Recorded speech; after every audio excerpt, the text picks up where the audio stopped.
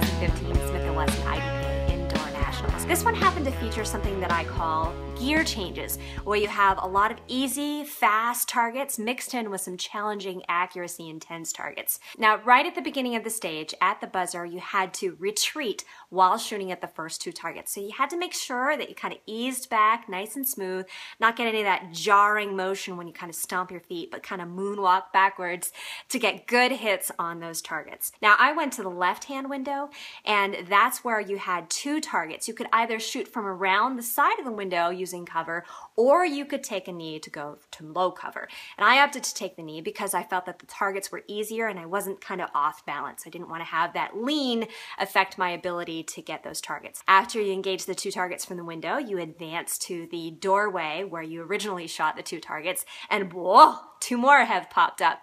And this time these are headshots. So from the window, everything was pretty close and fast. And then all of a sudden, once you got to the doorway, now you have headshots. So you had to make sure that you took that time that you needed to in order to see those sights on the target to get the good hits on the heads. Then finally advanced to the final window where you had two fast targets. Now, there is some controversy on this stage, especially with regard to the current IDPA rulebook and the interpretation there. Our squad asked if we could do a tactical reload with retention from the window to the doorway. And what that means, if you're not familiar with IDPA, IDPA has a rule that you can't leave any magazines on the ground with ammunition in them. So you either have to stow that magazine, take it with you if you're going to perform a reload, or you need to do a slide lock reload. Now, what I chose to do, along with many others on my squad, is do a tactical reload with retention from behind cover from the window to the doorway. And that meant that after engaging those targets, I had to take out a magazine, stow it, I like to put it in my waistband, grab a fresh magazine, and move around and engage those headshot targets from the doorway. Now, you'll see from the video that I had a tactical reload with retention fail.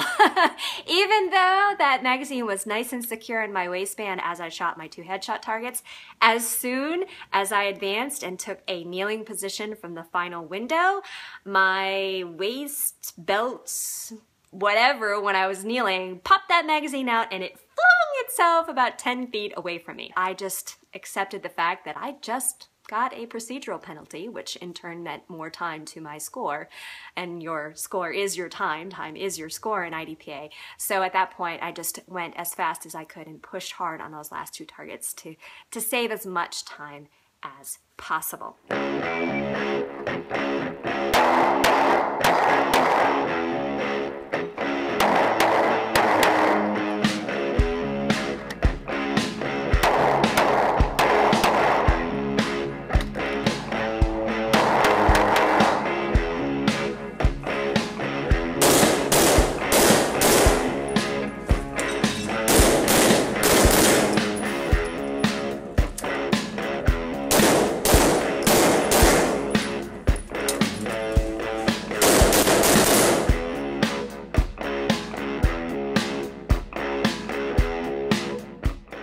When you have a chance to look at a stage like this in your walkthrough, it's really important to make sure that you're assessing that difficulty level of those targets.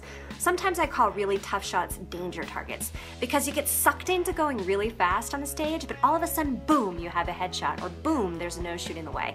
And that makes it very difficult to slow down to make sure you get those extra hits. So when you're looking at your walkthrough, don't just pay attention to where the targets are and where you need to be to engage the targets, but also pay attention to how you need to shoot those targets in order to get the best score. I have one more stage breakdown video to put together for you from my favorite stage from the Smith & Wesson IDPA Indoor Nationals. That's coming up next week. Then I'll be going and traveling to the NRA annual meeting, which I'm very excited about. So hopefully I'll be able to post some videos and maybe even some live updates from the NRA show. I'll try. It's usually a very busy time for me.